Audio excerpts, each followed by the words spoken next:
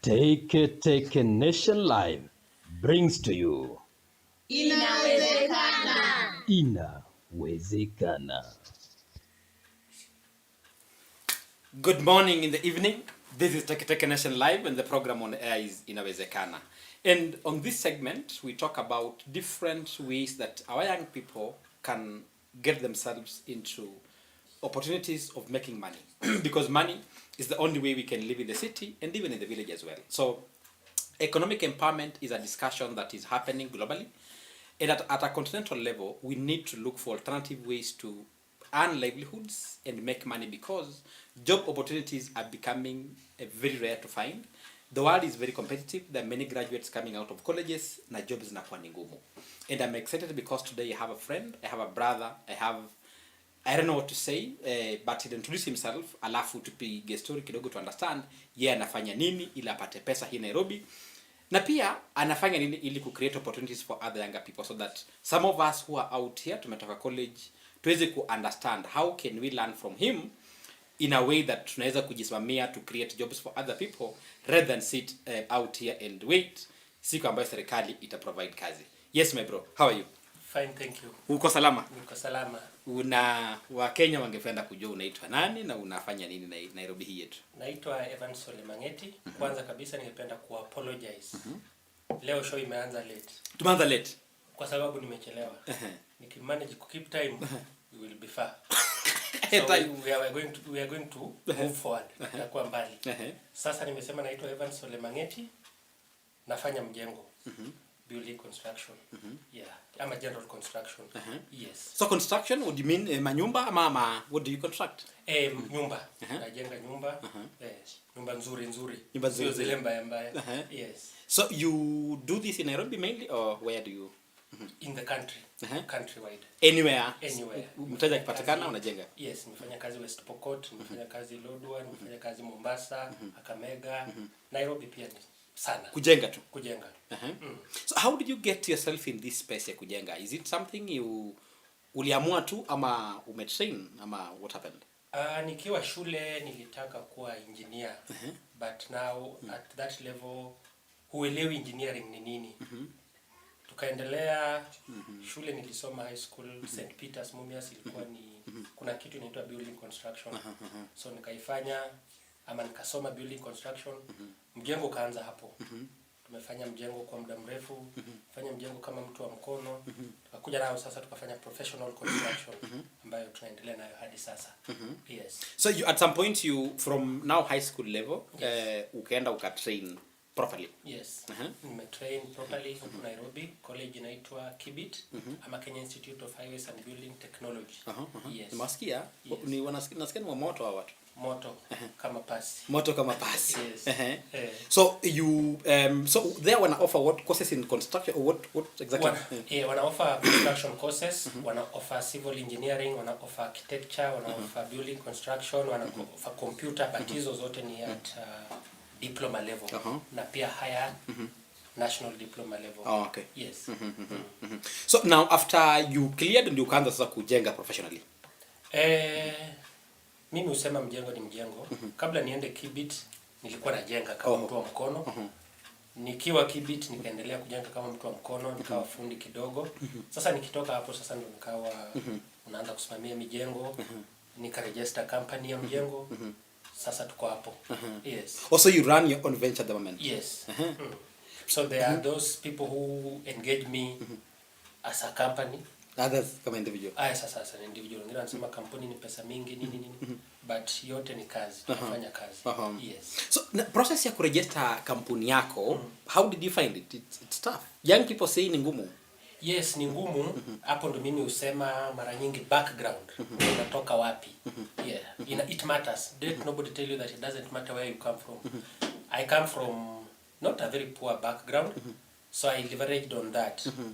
My sister had a company called Turquoise International. Sasa yeye alikuwa anafanya printing na supplies. Mimi nikachukua documents nikaregister Turquoise ikuwe ya construction. Oh, okay. So siku find very difficult because most of the paperwork was done. Yes.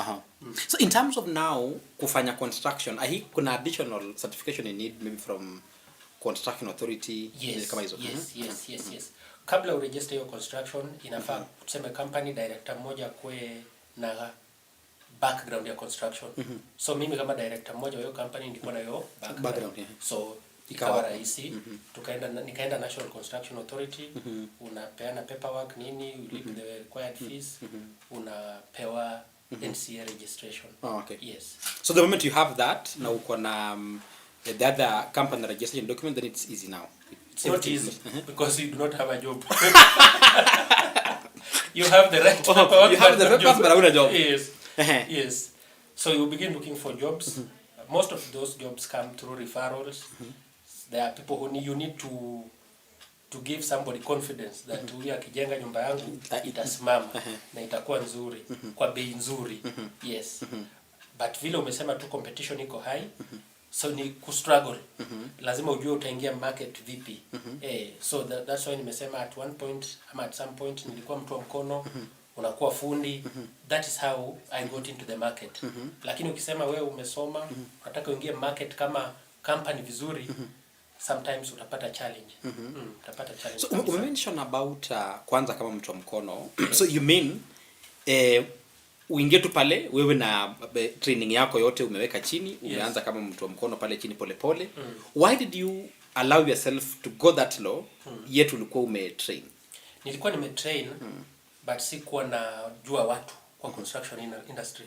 Najua watu wakubwa, najua watu wengi, najua familia yangu iko na watu wale wazuri kidogo ama wako na vyeo kiasi.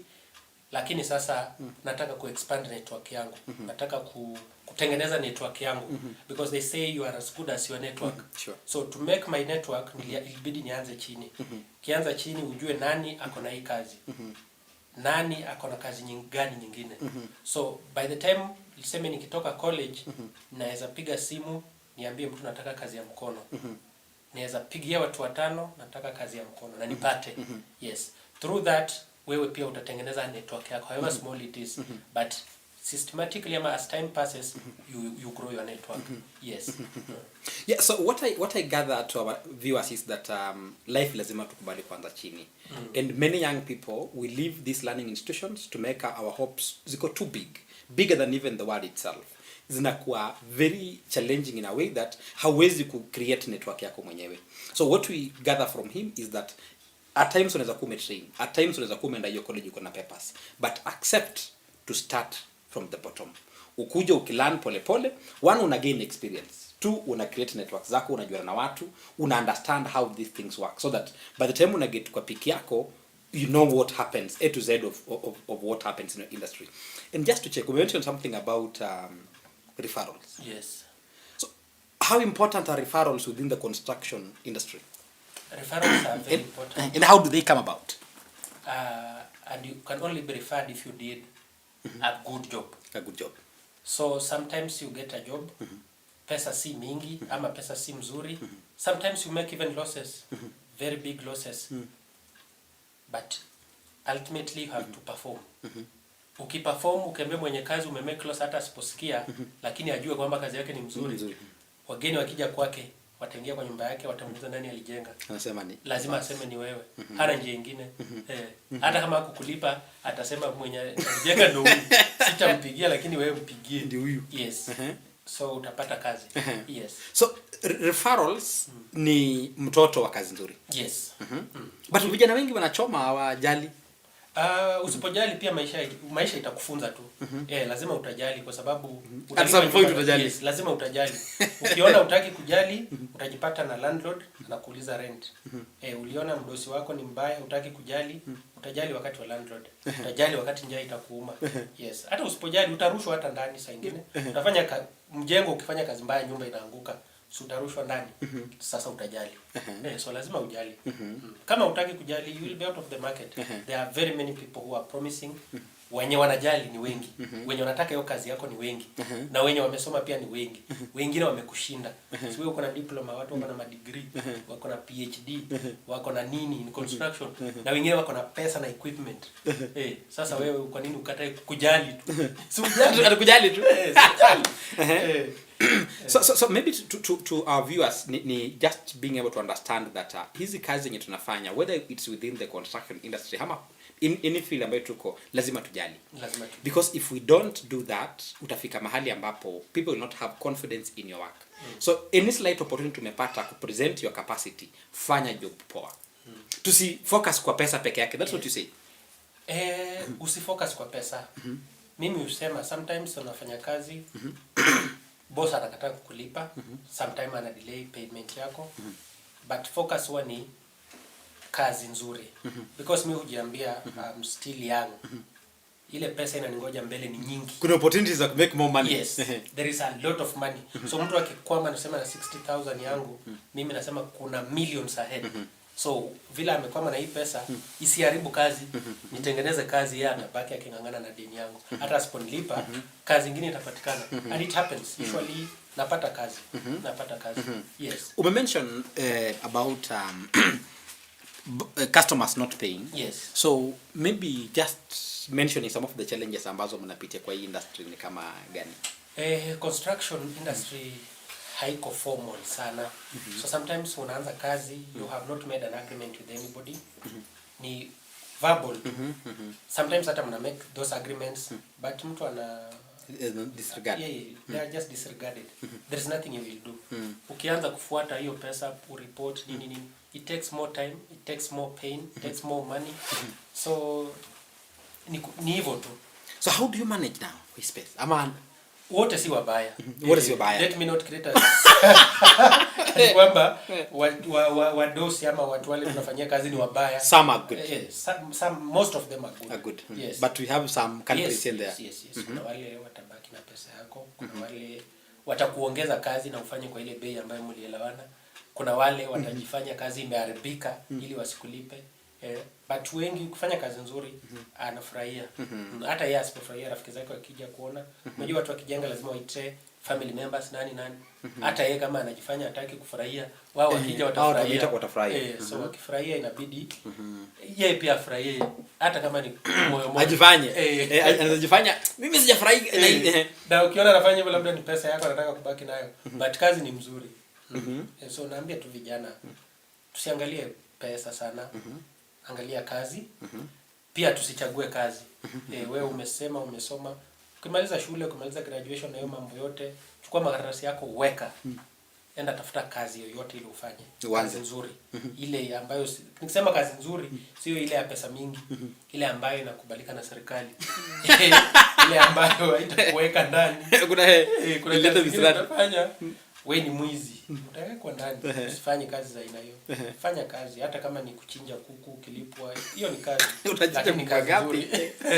Kuna watu wanaweka kuku, na wafugaji wa kuku. Waambie wewe unachinja kuku, wewe ni mchinjaji, hodari wa kuku. Utapewa pesa. Unalipwa na unaishi. Yes.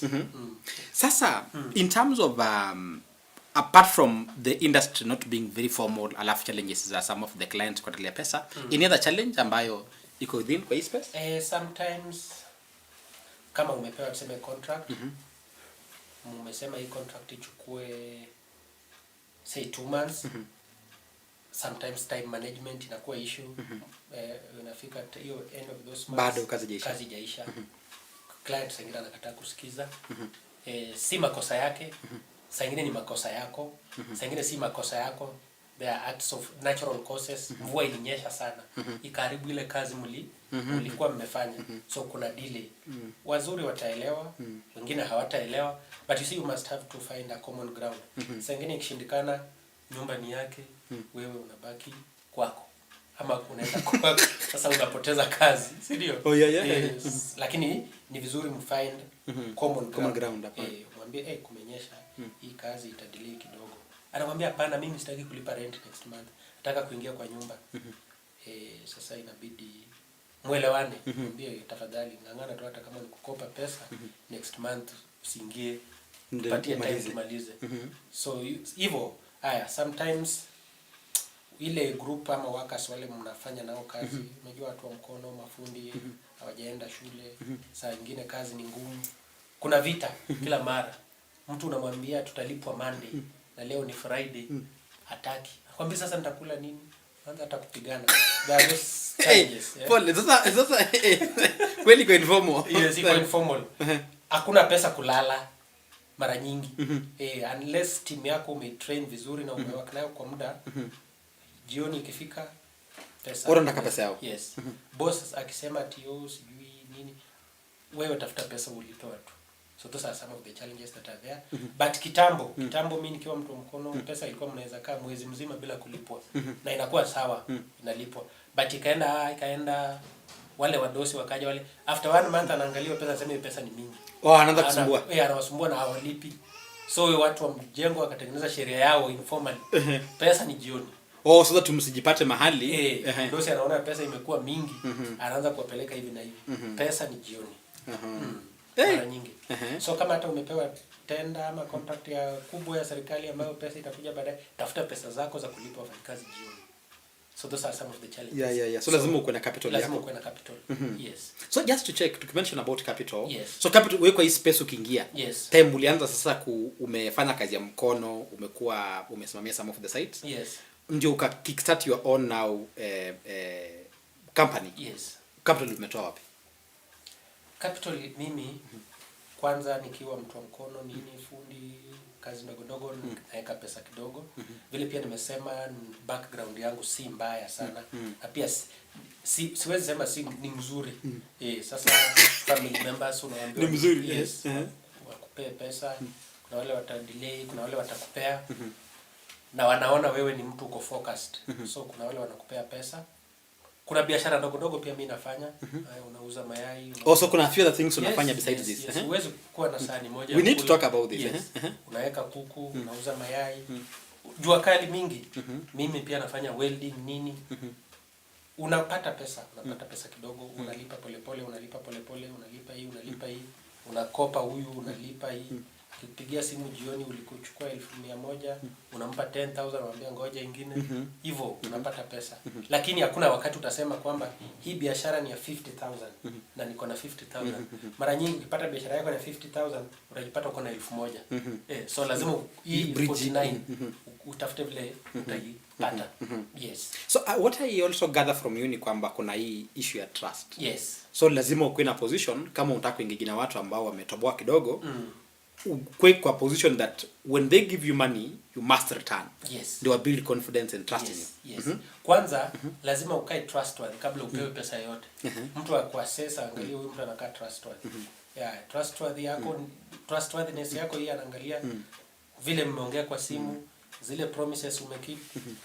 So mimi labda challenge nimemwambia nitakuja saa 9, nitafika saa 10. So hapo ndio kunakuwa na shida. Hapo unajijua. Time management hapo. Lakini mambo mengine inakuwa rahisi. Nikisema nitakulipa. Nikisema bado hakuna pesa. So lazima ukuwe mtu trustworthy, ndio utapata job, ndio utapata mkopo. Kuna wengine wanakupima, anasema alikupa 50 bob, hukurudisha. Sasa anamwambia utarudisha Friday. Akakupigia simu Monday, inakuwa issue. Inakuwa issue. So build your trust. Build your trust. Kwa sababu vijana wengi most of the times wanachoma. Msana apewa pesa kidogo na mtu shilingi 10,000 ama ngapi, harudishi. Anasahau. Ana ruin your relationship. Yes. So hawezi kukua in need ya kufungua biashara. Sasa hakuja aombe so. Yes. Na huyo mtu umechukua pesa yake umekataa kurudisha. Atasikia rafiki yake anauliza nani anaweza nijengea. Hawezi sema wewe. Na ataambia mwingine, umejua sifa mbaya inatembea sana na sifa nzuri. So lipa madeni kama uko na madeni. Itakusaidia tu, si ati utakosa pesa, itakusaidia tu kubuild network yako, kubuild trust yako. Hivyo tu. Ndio sasa hivyo mimi naweza pata capital. Okay. Yes. So hapa na pale some support from family members na pia savings zako. Yes. Yeah, so to our viewers, this show is being sponsored by Teketeke Courier Solutions. Teketeke Courier Solutions, they are the only courier service provider in Nairobi. Kuna watu wengine ndio, but those are others, and I wouldn't really advise you to go for others. So in the event uko na parcel you want to deliver within Nairobi, something along Thika Road, something along Waiyaki Way, something along Jogoo Road, unataka kukimbiza kitu Mombasa Road, traffic ya Mombasa Road ni wazimu especially at the moment. Do this.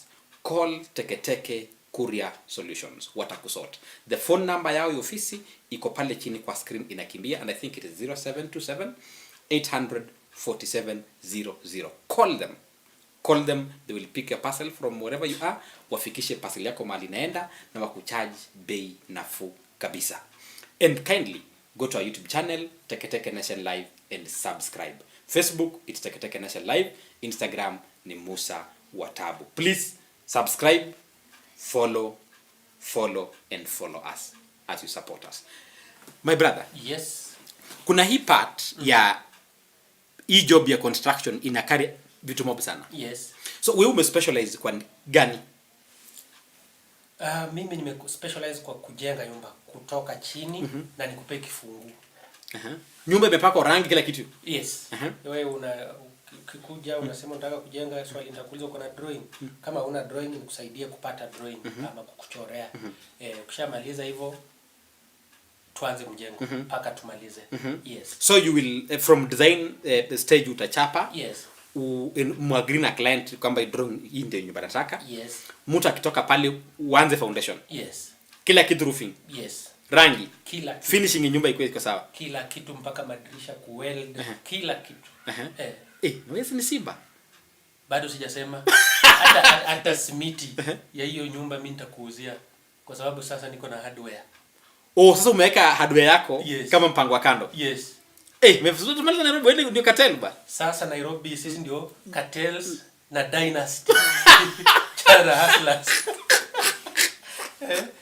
Sasa sisi Nairobi tunataka tushike. Maana mimi najiuliza hao watu wanafaulu Nairobi wanafaulu namna gani?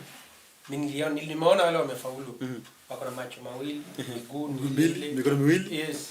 Sasa nikasema mimi naye namna gani? Kuna wakati nilienda interview. Nilikuwa nataka kazi ya kusimamia mijengo fulani. Sasa nikaekwa kwa panel. Panel ilikuwa ni watu wengi sana, watu karibu 20. Wakaniuliza maswali na nikagundua among those people interviewing me, msichana mmoja ni wa jikoni, Tigal. Kwa kulingana na yale maswali aliniuliza, nikajua huyu si professional, huyu ni msichana wa jikoni. Nilifurahia. Yani nilimfurahia. I was happy for her, but I was sad for myself. Wamenichukua namna gani? I was the youngest in that interview. There were about 40 people. I was the youngest. And I had the least number of documents. Watu walikuja na documents wamebeba mafile. Yes. Nikaona hapa sitaweza. But nikasema ukiwacha njikaje. I had just a small A5 envelope, A4 envelope. Nikasema kama papers zangu ziko kwa hii bahasha na watu wale nashindana nao wako na wamekuja na mabriefcase na vitu kama hiyo. Nikasema I need to change my life. I do not have to get to their age as a job seeker. I told myself this is going to be my last interview in life. I don't want to go to any interview tena. Yes. Because kama mimi naenda interview kutafuta kazi na watu wananipatia msichana wa jikoni kunichekelea, lazima naibisha mama yangu sana. Nilienda nyumbani na nikanunua mashini ya welding na nikaanza kazi ya welding na nikasema pia mjengo itaendelea. So nikasema vile mimi ni mtu wa construction, I just want to enhance. So ensure pana kila kitu within his space ya construction. Yes. Nikaendelea. After a week from the interview nilikuwa nimewaambia nataka mshahara ya 100,000. Wakasema ni justify. So it was becoming a bit difficult for me to justify my pay because I believe in myself. Mimi najua mimi nikikaa hivi ile akili niko nayo na ile capacity yangu 100,000 si mbaya. Lakini wakasema yani sikupata hiyo kazi because so I didn't qualify. So I was unlucky. But I told myself that was going to be my last interview and I'm going to look for to be a job creator. Nikatoka hapo a week later nilipata job ya welding karibu ya 400,000. Kwa hiyo job ya kwanza ya kubwa ya welding nilimake loss ya 60,000. Kumake loss ya 60,000 nika recover. From the same job I recovered somehow and told myself I will not look for any other job. From there nikasema I want to start a hardware. I didn't have money. I borrowed from my sister, my brothers. Na ile yangu kidogo. But bado haitoshi. So nikachukua simu nikapigia watu wa hardware, watu wa kuniletea simiti kwa site. Nikapigia watu wa chuma, Naambia mtu leta simiti 100 hapa, analeta. Mwingine anamwambia leta chuma za 1,100 analeta. Mwingine anamwambia nipatie mbao na miti ya 300,000 analeta. Unajua mimi niko na shilingi 50,000 lakini madeni sasa imefika 500,000. Watu wamedeliver. Yes, wamedeliver. Mimi nikaanza kuuza. Kaanza kuuza. Jioni masimu zikaanza kuingia same day. Watu wanataka pesa yao. Kaambia kesho. Kesho yake nilikuwa nimeuza nusu ya simiti. Nikalipa nusu pia. Sasa sikulipa simiti nusu. Kalipa simiti kidogo, chuma kidogo, miti kidogo. Ukatuliza watu. Kila mtu 10,000. Si watu wakatulia, kaambia ingine kesho. Tukaenda hivyo mpaka nikalipa hayo madeni yote. After some time through the profits I make and these other things na nini pesa ya mjengo, hardware ikawa imesimama. So I'm able to call, naitisha vitu hata zile unaangalia M-Pesa ama account yako unaona iko na shilingi 2, but unaitisha vitu za 2 million. Itafika jioni zile simu unapigiwa, naambia tulieni wasee. Pesa I'm aware. I know I need to pay you. Don't call me again. But unalipa. So vile mimi niliona niko na network.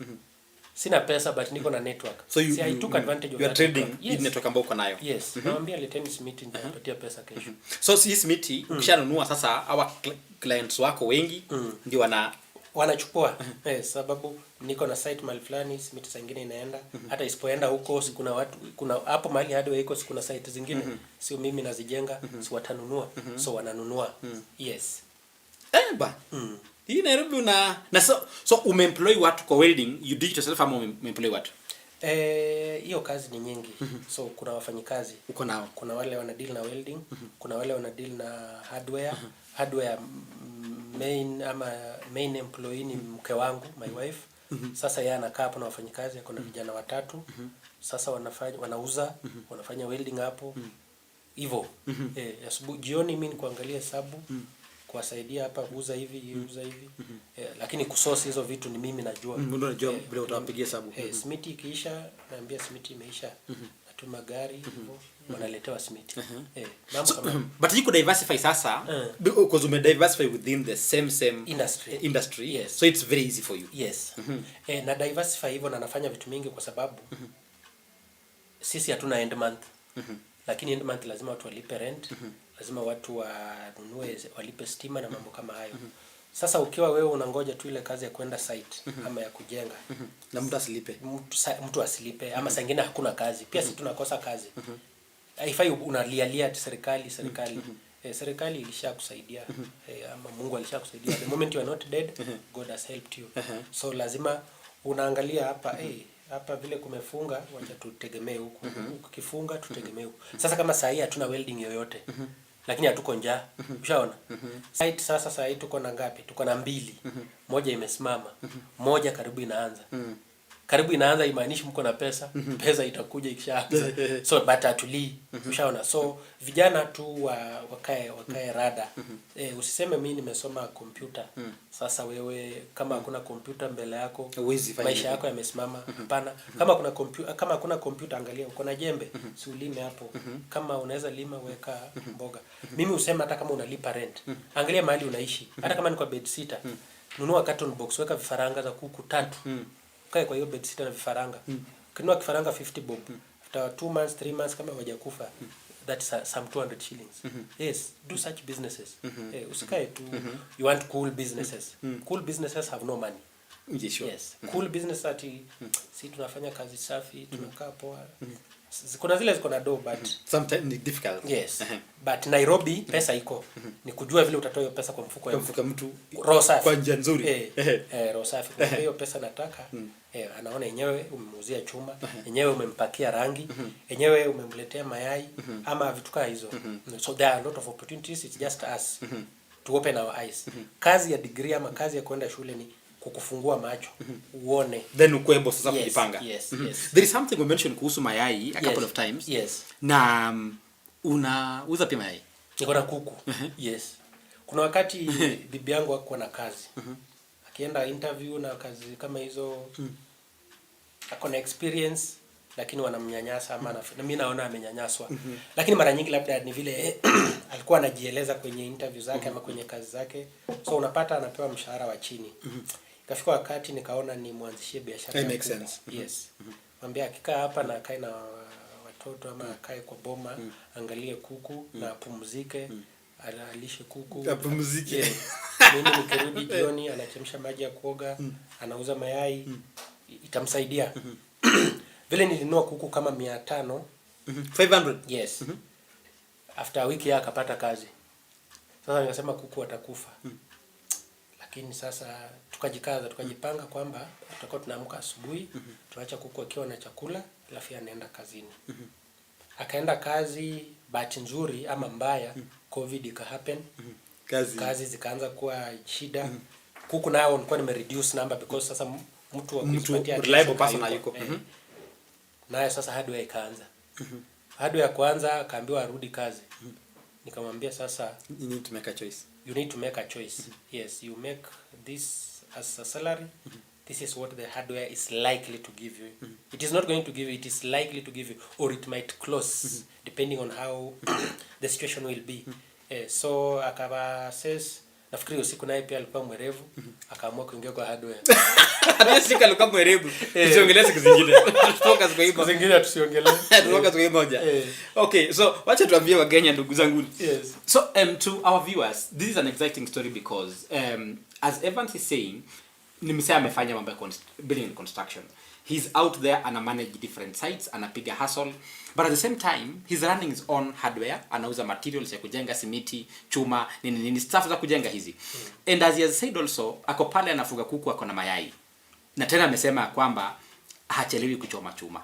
Why is he doing this? Anafanya hivi kwa sababu anajua ya kwamba he wants to create opportunities and job opportunities for other people. So ana make do zake na pia anapatia uradi vijana wengine wanapata place ya kuearn mkate kila siku. How exciting can that be? To my fellow young guys. Uko hapa nje, wewe unasema certificate yako unangoja, unatuma CV places. It is important utume. But can we think na to create opportunities mahali ambapo maybe haionekani iko? Kuna vile amesema unaweza anzisha biashara kidogo ya kuku, ununue vifaranga wachache, kidogo after 2-3 months watagrota kwa kuku. You will sell and make some money. So my thinking is tuache kuketi kukua comfortable, tunatafuta white collar jobs ama ni blue collar jobs, one of them or both, to focus kwa rather than us sitting and waiting ya kwamba lazima tuandike job na serikali. Bora tuko hai, jinsi amesema, just being alive is enough. The rest we can hustle na to make it. Kuna kitu umesema? Yes. Hizi vitu zote vile zilivyo hivi. Inamaanisha jioni ukirudi lazima ujue kuku wako wakaji in terms of managing his businesses ili ziweze kujirana. Yes. Where do you get the time? Because wasa wana time, wasa ko busy wanapiga sherehe. Yes. Watu hawana time. Hata mimi husema if God is to add me something, anipe capacity ya kurudisha saa nyuma. So yani, wewe ukikuwa Solomon unaambia God rudisha kitu nyuma. Maana yake my wife wakes up a bit earlier than I do. 4 or 5 anaanza story ya kuku. Then by 7:38 hardware iko imefunguliwa na yeye. Mimi naye pia ndifuate niende site. By 8 pia site kazi iko imeanza. Tutafunga 5. By the time you make it to the house it's 7-8. You get there, if you sleep you are losing money. Mimi nilikuwa napenda kulala nikiwa shule. But once you get into business, you sleep, you lose money. So your sleep, the amount of sleep you have is directly proportional to the level of poverty or richness you Sasa mimi lazima jioni. Sijasema niko na bata. So lazima uko na bata pia? Niko na bata. Yes, so lazima niangalie kuku wako vipi. Bata wako vipi. Hardware iko vipi. Yes. Sometimes narudi washafunga kazi. Hardware iko kwetu kwa boma ama mahali tunaishi. It is like a kilometer or so away. I have to go there. Hata kama ni saa 3 ya usiku nifungue, ni make assessment, nione simiti imebaki ngapi, chuma zimebaki ngapi. General setup ya hardware iko vipi. Wapi hawajapanga. Brushes za rangi ziko ngapi. Yes. So that when you go back home, ukiangalia vitabu, you are able to tell that these are lies. Ama there is something that has been sold but it is not in the books. Si ati wanakudanganya ama bibi yako anakudanganya kwa sababu anataka. Yeye pia alichoka akasahau kwa. Sometimes Sometimes kitu inataka kuisha yeye hajui. But because mimi niko na construction background vizuri, yeye pia ako nayo, yeye alifanya architecture. But vile mimi nimekuwa kwa site sana, experience. Yes. Nikiangalia hardware hivi ama nikiwa kwa duka hivi najua ama niangalie list ya customers zile vitu wamepurchase. Najua customer fulani kesho ama in 3 days time anahitaji waterproof cement. Ukiangalia waterproof cement unapata zimbaki 2 kilograms ama a few packets. You are able to make an order ambayo yeye haja make. So most of the time biashara yote ni hands on. Usipige simu, usiandike watu na wanasema ati utaenda weekend. Kila siku you have to be in touch with your business every day.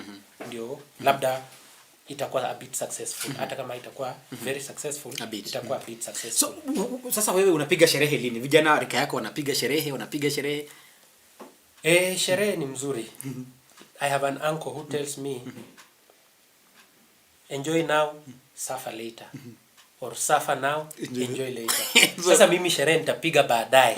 Sasa hizi tuchape kazi. Sasa hii nachapa kazi. Sijafika pale mahali nataka. Nataka niweze kuchapa kazi. Nataka hardware yangu ikuwe na CCTV. Sina.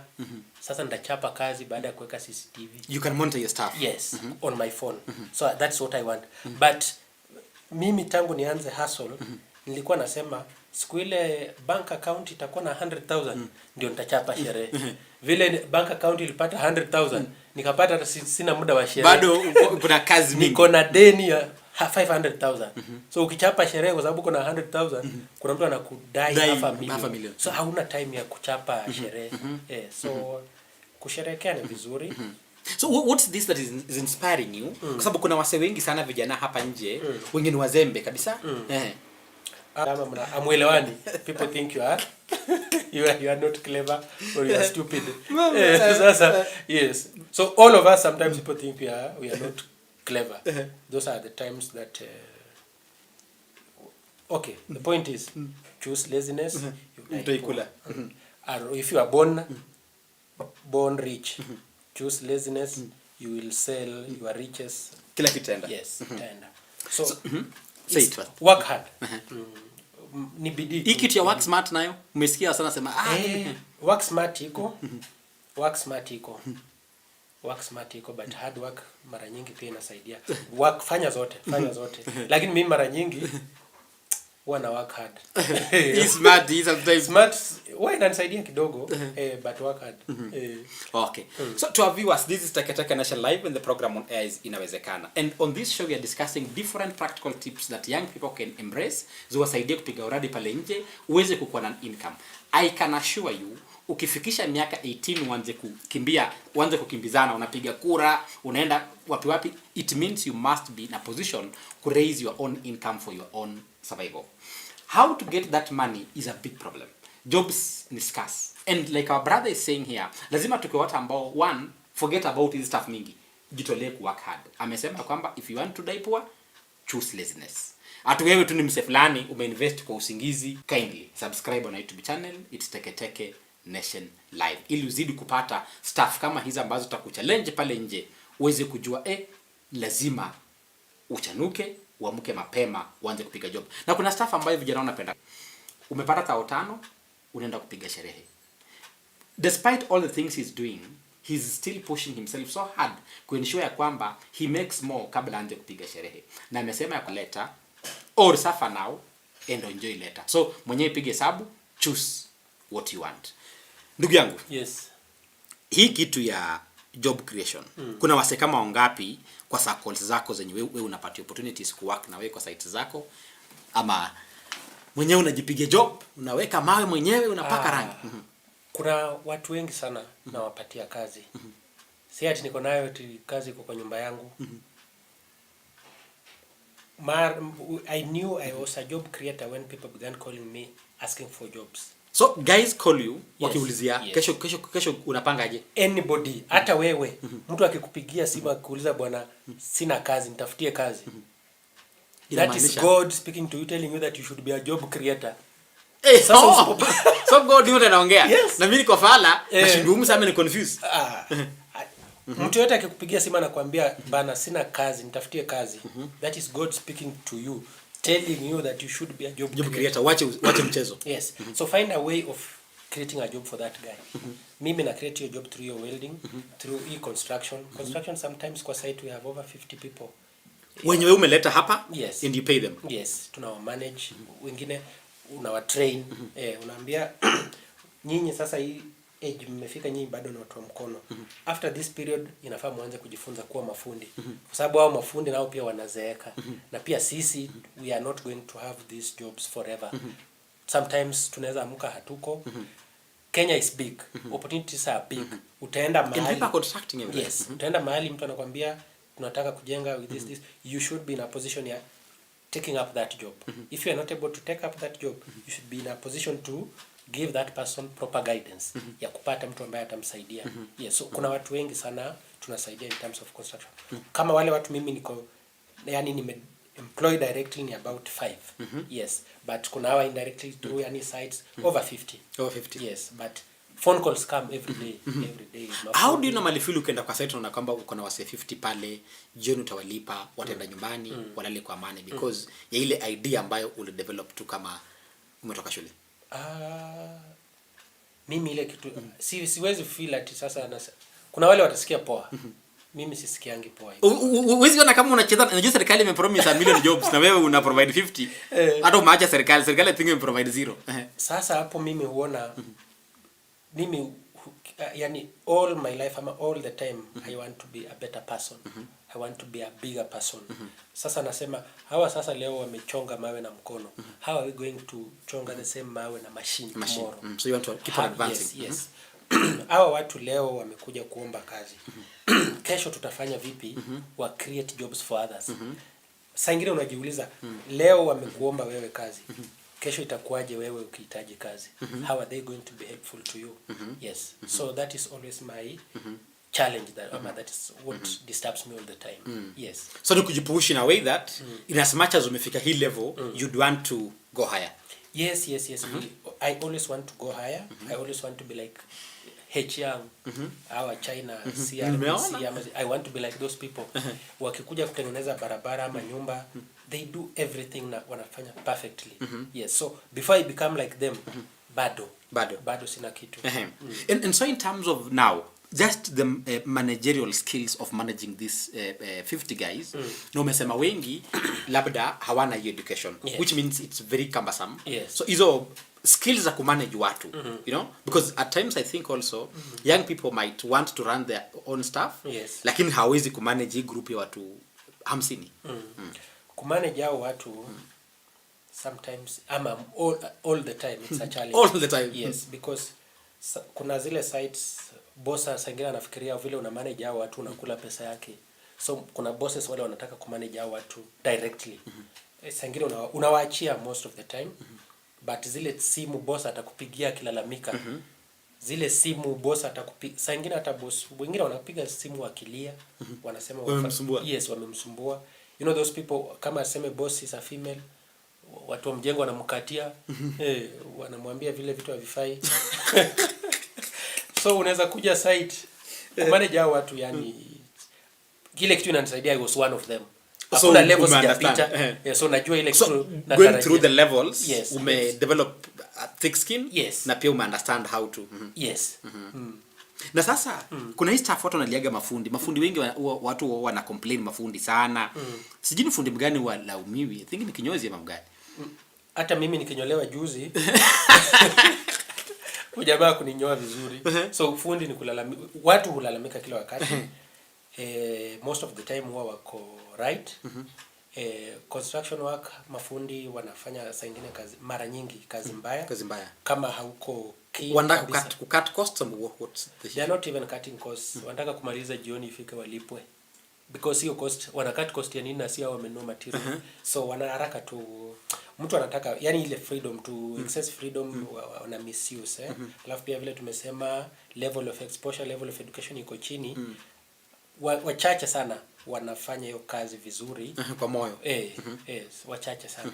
So ni hivyo tu. Mafundi wazuri ni wachache. Hata ule the best anahitaji proper supervision. Yes. So what you advise kuna watu wengi wanataka kujenga at the moment. Would you advise for example your client deal na wale watu mwenyewe directly ama the best way ni gani in your own experience? In my opinion, mimi huuliza mdosi vile anataka.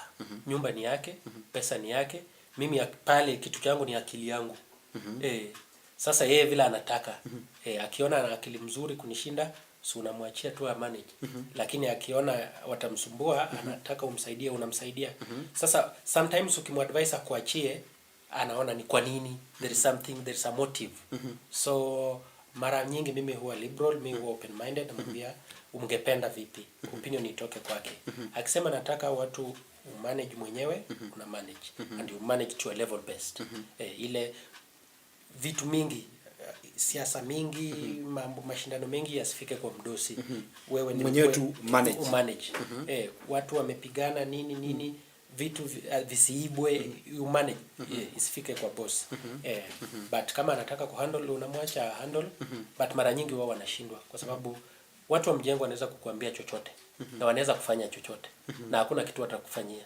Kuna jamaa alikuwa askari OCS. Sasa baada ya kazi kuisha jioni akakataa kulipa watu.